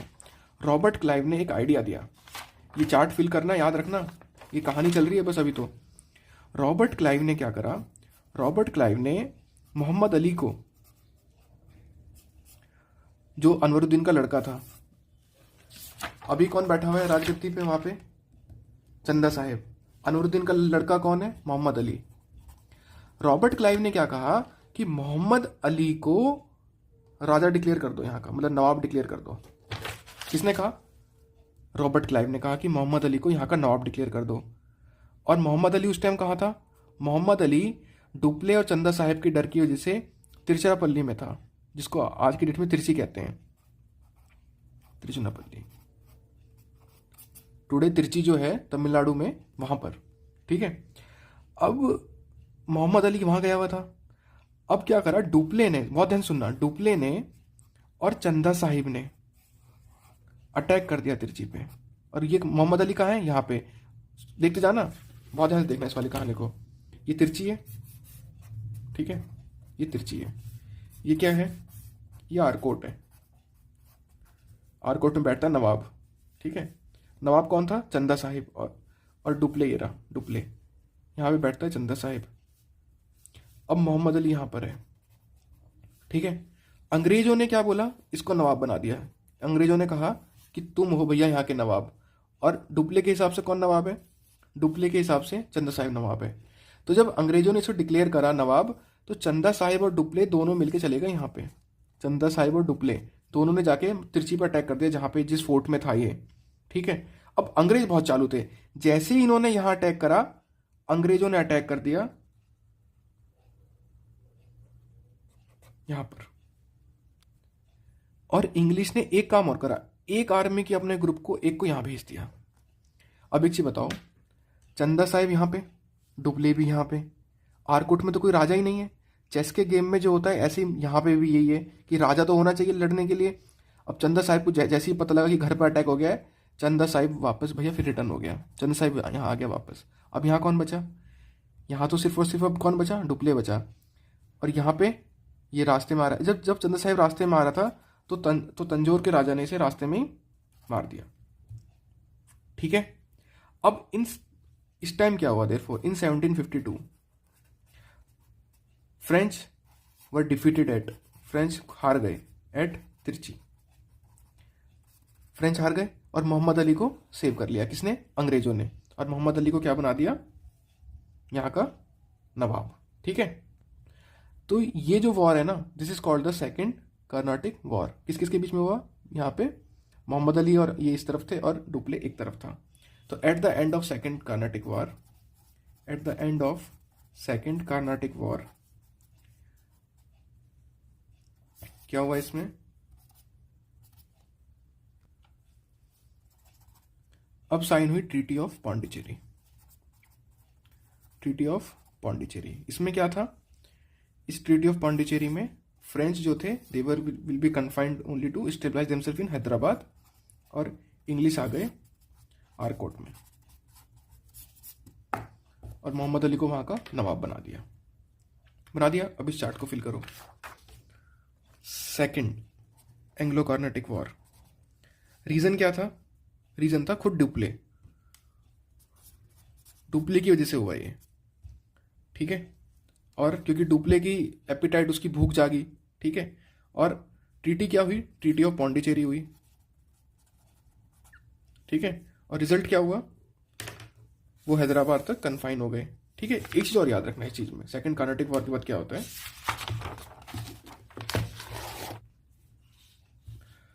याद रखना, जो फ्रेंच ईस्ट इंडिया कंपनी है और एक है ब्रिटिश ईस्ट इंडिया कंपनी, ये गवर्नमेंट कंपनी है, पब्लिक सेक्टर की कंपनी है, और ये प्राइवेट कंपनी है, याद रखना। तो गवर्नमेंट कंपनी है और देयर टू करप्शन चलता है यहाँ बहुत ज़्यादा। तो रॉबर्ट क्लाइव ने क्या करा? रॉबर्ट क्लाइव ने पहला क्या कारनामा करा? आरकोट का एपिसोड, जो मैंने आपको पूरी कहानी बताई। और क्या करा इसने फ्रेंच को क्या करा? ब्राइब करा, मतलब उसने उसको पैसा दिया कि इसे हटाओ, डुप्ले को यहां से वापस लेके चले जाओ। रिमूवल ऑफ डुप्ले को ही हटवा दिया बाय ब्राइबिंग, क्योंकि डुप्ले बहुत समझदार इंसान था, बट डुप्ले कुछ कह ही नहीं पाया क्योंकि गवर्नमेंट हटा रही है। बाय ब्राइबिंग फ्रेंच ऑफिशियल को ब्राइब देके इसने वहां से हटवा दिया, इसको डुप्ले को हटवा दिया। और थर्ड, अब इसने जो आरकोट में सीखा वो इसने अप्लाई किया बंगाल में, ही अप्लाइड इन बंगाल, ठीक है। ये सब देखते देखते he was made the governor of Bengal. Robert Clive को बना दिया governor of Bengal in 1756। Robert Clive को क्या बना दिया? Governor of Bengal. समझ गए इतना? पक्का? कोई डाउट नहीं है? तो क्या समझना है यहाँ से? सेकंड कार्नाटिक वॉर का क्या हुआ रिजल्ट? डुप्ले को हटवा दिया उसने, डुप्ले रिमूव्ड। ठीक है, सेकंड कार्नाटिक वॉर समझ में आ गया। यहाँ पे एक बैटल और हुआ था, कौन सा था वो? बैटल ऑफ अंबर, याद है ना? Battle of Ambur second Carnatic war में किस किसके बीच में हुआ? French versus English. कौन जीता? इंग्लिश जीते। और बैटल ऑफ अंबर किस किसके बीच में हुआ था? फ्रेंच था और चंदा साहिब और मुजफ्फर जंग वर्सेस अनवरुद्दीन। तो यहाँ पे ये तीनों लोग जीत गए थे और अनवरुद्दीन हार गया था। तो बैटल ऑफ अंबर है, यहाँ पे बैटल ऑफ अडायार है। समझ गए इतना? पक्का? ठीक है। Third Carnatic war French versus English के बीच में ये हुआ। इसमें देखने क्या हुआ। अब क्या हुआ, 1756 में जब इसे गवर्नर बना दिया गया, अब इसने ये सब चीज़ अप्लाई करी बंगाल में। तो बंगाल इसने जीत लिया, तो बंगाल से इसे खूब पैसा मिल गया, इसको बहुत पैसा मिला इसे बंगाल से, रॉबर्ट क्लाइव को।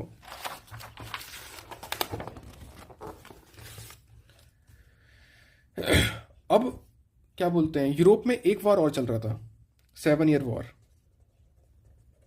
किस किस के बीच में? इंग्लिश वर्सेस फ्रेंच के बीच में। वहाँ एक दोबारा से एक युद्ध शुरू हो गया 1756 से लेके 1763 से। ठीक है, इस टाइम पे इन लोगों ने काउंट डी लैली एक फ्रेंच कमांडर था, उसको इंडिया भेजा उसको to capture Fort St David. ये कि इंग्लिश की फैक्ट्री थी, बोला जाके इसको कैप्चर करो। मतलब जो झगड़ा वहां था वो झगड़ा फिर से शुरू होने वाला इस टाइप से। मगर जो बैटल ऑफ प्लासी हुआ था 1757 में, 1756 में गवर्नर बन गया रॉबर्ट क्लाइव। ठीक है, Robert Clive became the governor. कब रॉबर्ट क्लाइव गवर्नर बना? इन 1756। और 1757 में बैटल ऑफ प्लासी हुआ, तो वहां से इसको खूब पैसा मिल गया था। किसको? इसको मिला था रॉबर्ट क्लाइव को। तो success at Plassey, battle of Plassey में मैं आपको बताऊंगा आगे, बट ये कार्नाटिक वार कंप्लीट कर रहा हूं मैं, इसलिए आपको एक साथ करवा रहा हूं ये। Success at Plassey at 1757 gave enormous wealth to East India Company. तो इसी वजह से they gave the tough resistance to the East India Company, sorry to the French. फिर 1760 में होता है बैटल ऑफ वांडीवॉश, जिसमें इंग्लिश वर्सेस फ्रेंच लड़े और इंग्लिश जीत गए, फ्रेंच हार गए। ठीक है, तो French lost their factory quickly after this defeat. फिर 1763 में होता है battle of treaty of Paris से जो 7 ईयर के वॉर चल रहा था ना, वो जो ऊपर बताया मैंने आपको 7 ईयर वॉर, ये भी एंड हो गया। और पौंडीचेरी और चंद्रनगर ये दोनों के दोनों, पौंडीचेरी और ये दोनों फ्रांस को वापस दे दिए। ठीक है, इस चीज़ को याद रखना है आपको। So by this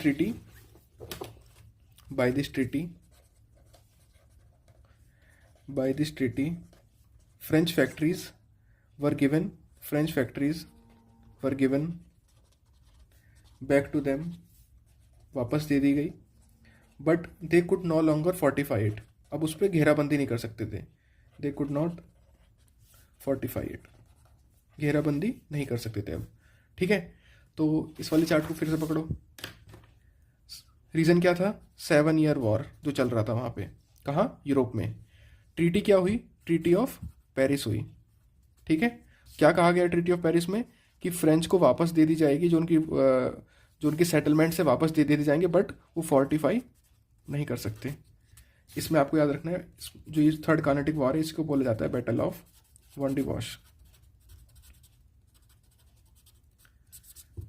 Wandiwash. ठीक है, ट्रीटी कब हुई? 1763 में, याद रखना। ठीक है,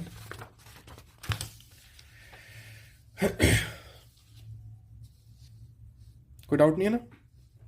ये वाली ट्रीटी कब हुई? पौंडीचेरी वाली ट्रीटी 1754 में, और ये हुई 1748 में। इसके बीच में 1754 और इसके बीच में एक बार प्लासी का युद्ध और हुआ है, जो हम समझेंगे। ठीक है, एक बार हमने कर्नाटक के वॉर जीत लिए कि अब कौन है, अब भैया राज करेंगे अंग्रेज। ठीक है, फ्रेंच बाहर हो गए, अब अंग्रेज राज करेंगे। अब किस तरीके से करेंगे वो हम आगे देखते हैं। ये आपको चार्ट समझ में आ गया, बना लिया आपने अपनी कॉपी में। ये चार्ट आपको एग्जाम पॉइंट ऑफ व्यू से याद करना है। अब आपको सारी डेट्स याद नहीं करनी है, बस आपको ये पता होना चाहिए कि ट्रीटी ऑफ एक्स चैपल कब हुई, पौंडीचेरी कब हुई और पेरिस वाली ट्रीटी कब हुई। बस आपको इतना ही पता होना चाहिए। ठीक है, कोई दिक्कत नहीं है ना। चलो, तो अब हम नेक्स्ट स्टार्ट करते हैं बैटल ऑफ प्लासी। कि बंगाल में जब रॉबर्ट क्लाइव यहाँ जीतने के बाद वो चला गया था बंगाल, और ये जो युद्ध था ना, ये वाला कौन सा वाला, ये बैटल ऑफ वॉन्डिवॉश, इसमें इंग्लिश का कमांडर पता है कौन था? इंग्लिश का कमांडर था इसमें कूट, जनरल आयर कूट, और फ्रेंच का था लेली। ये याद रखना आप लोग। ठीक है, तो अब रॉबर्ट क्लाइव कहाँ पर है? अब रॉबर्ट क्लाइव है बंगाल में। देखते हैं बंगाल में क्या कारनामे करता है वो। ठीक है, चलो स्टार्ट करते हैं।